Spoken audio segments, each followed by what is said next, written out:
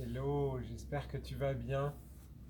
Donc de retour dans notre petit sanctuaire, tout sympa, tout calme, avec aujourd'hui un soleil de ouf que je voulais te faire partager. Je ne sais pas si tu es confiné, mais au moins tu auras un peu de lumière dans ta journée, de la vraie lumière avec de la vraie chaleur, un vrai soleil qui réchauffe. Et j'avais envie de parler avec toi de l'autre, celui qui, euh, celui qui nous révèle en fait. Souvent, on perçoit l'autre comme la personne qui génère en nous des émotions qui ne sont pas forcément agréables. Et, euh, et souvent, on a tendance à- à l'affubler de certains mots qui ne sont pas forcément des noms d'oiseaux, qui peuvent être bien pires.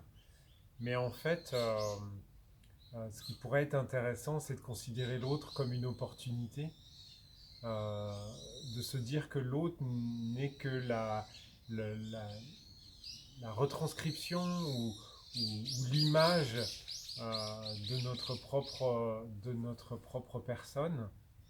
D'ailleurs, je pense que quand tout va bien avec quelqu'un, on ne fait pas vraiment attention, on jouit du moment présent et on est plutôt dans le flot de la relation. En revanche, quand il y a quelque chose qui nous agace, qui nous énerve, qui nous met en colère, à ce moment-là, je pense que on est vraiment pile poil là où il faut être, dans le sens où c'est un message de nous-mêmes vers nous-mêmes.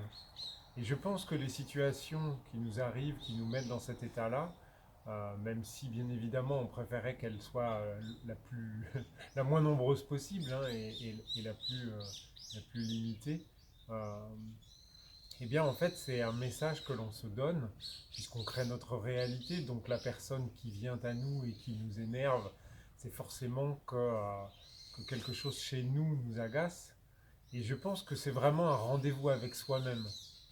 Et ce que je voulais te proposer comme petit exercice pour aujourd'hui, on n'est pas obligé de se faire souffrir pendant des mois, c'est au moins à chaque fois que l'autre vient, donc ça peut être l'enfant qui fait maman, maman, tu viens, ou alors ça peut être le conjoint aussi qui arrive, on est en train de faire de la méditation, et il ouvre, il fait au fait, t'as pas vu mes machins? Et de considérer que tous ces micros-événements-là du quotidien ne sont pas en fait des sources d'agacement, mais des sources de repositionnement, de recadrage, de recalage. Et d'ailleurs, ça me fait penser à la notion d'accident. Euh, un jour, Aurore Rougier avait dit dans une de ses vidéos, euh, quand tu as un accident, c'est que tu n'es pas là où tu dois être. Et je trouve ça intéressant comme point de vue pour avoir eu quelques accidents dans ma vie. Et à chaque fois, effectivement, à chaque fois, j'aurais dû être ailleurs. Ça, c'est sûr. Ça, c'est sûr. Mais pas genre, ah bah ouais, si j'avais pas pris la bretelle, machin. Non, non, c'est vraiment si j'avais pas pris la moto ce jour-là, si j'avais pas pris la voiture ce jour-là, euh, si j'avais fait ce que j'avais ressenti. Et donc, je pense que toutes ces constructions qu'on vit, toutes ces situations qu'on vit sont vraiment là pour à chaque fois nous faire franchir une étape. Et que en fait, dans notre journée, on pense que des fois, oh, cette journée était vraiment pourrie, hein, il s'est vraiment rien passé, je me suis engueulé avec Martine, il y a un con qui m'a fait une queue de poisson, un machin.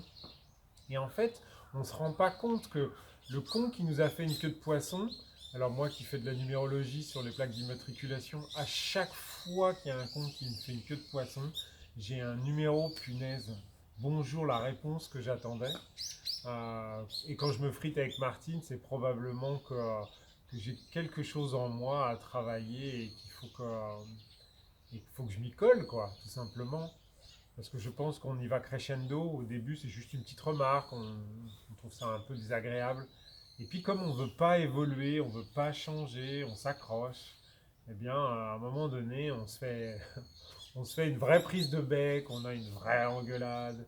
Et là, en fait, la vie nous dit, mais c'est bon, allez, secoue-toi, il faut que tu bouges, c'est toi qui dois changer, c'est pas l'autre. L'autre, il y est pour rien. L'autre, il est juste là, venu t'aider, en fait. Ou m'aider, hein, parce qu'il n'y a pas que toi qui as ce genre de situation. Bien évidemment que je vis ça moi aussi. Sinon, ça serait pas drôle, la vie. Ça serait pas drôle. Donc voilà, bah, je te souhaite une bonne petite journée d'exercice. Et puis si tu as envie de le faire 21 jours, tu vas voir ce que ça va te faire, ta vie va vraiment changer. Et puis si ça te gonfle trop, bah, c'est pas grave, accepte juste d'être un humain qui s'engueule avec les autres. Finalement, on est pas mal de milliards sur la planète à faire ça. C'est même un sport quotidien et national, je dirais, et international. Donc on n'a même pas besoin de parler la même langue en plus pour s'engueuler. C'est extraordinaire, hein.